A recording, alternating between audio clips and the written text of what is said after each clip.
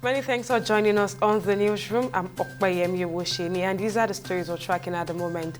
The Chief of the Air Staff, Air Marshal Hassan Abubakar, has directed Nigerian Air Force personnel to intensify air offensive against bandits while ensuring maximum protection for civilians.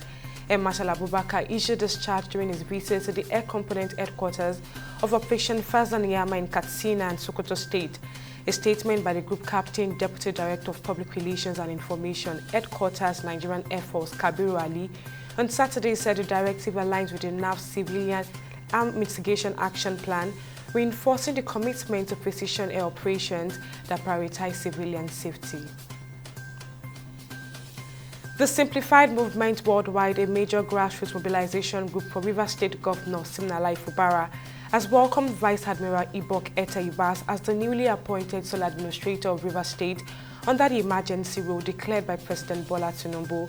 In a statement signed by its Director General Evans BP, the group expressed confidence in Ibas' ability to manage the state affairs, citing his vast experience as a former naval chief and Nigeria's immediate past High Commissioner to Ghana.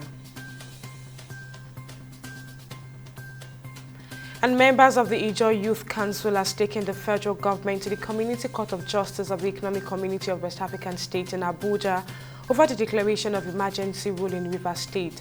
Now, this move comes days after President Bola Tinubu declared a state of emergency in the oil-rich state over political and security instability. The suit is seeking an order of the court to set aside the suspension of elected officials and removal of the democratic structures and institutions in Rivers State.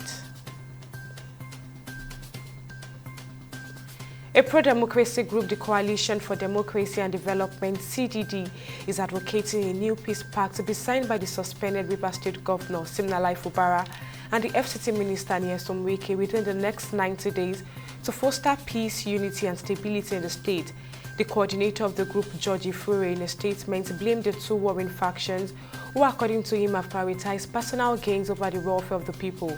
To resolve the crisis, the CDD also called on President Tinubu and the National Assembly to establish a committee comprising eminent Nigerians who can mediate and find a lasting solution.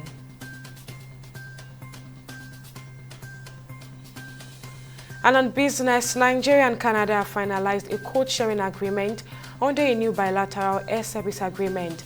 The announcement was made on Friday by Nigeria's Minister of Aviation and Aerospace Development, Festus Keyamo, through a statement on his official X account, who said the deal is aimed at facilitating air connectivity and passenger convenience between the two countries.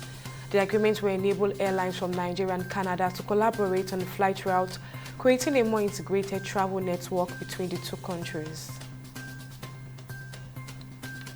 And on the foreign scene, the United States is terminating the legal status of hundreds of thousands of immigrants, giving them weeks to leave the country.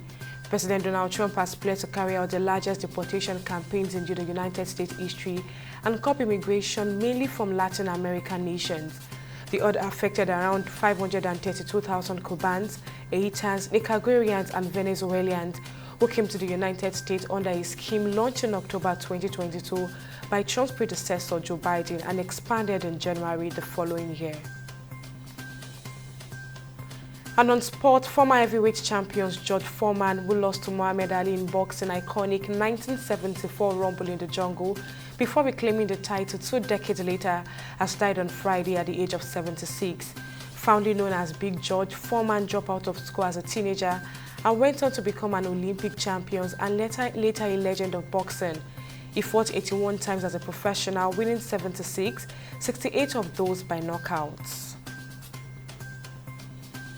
And those are the stories making the rounds from our newsroom at this time. We'll update you at the top of the hour.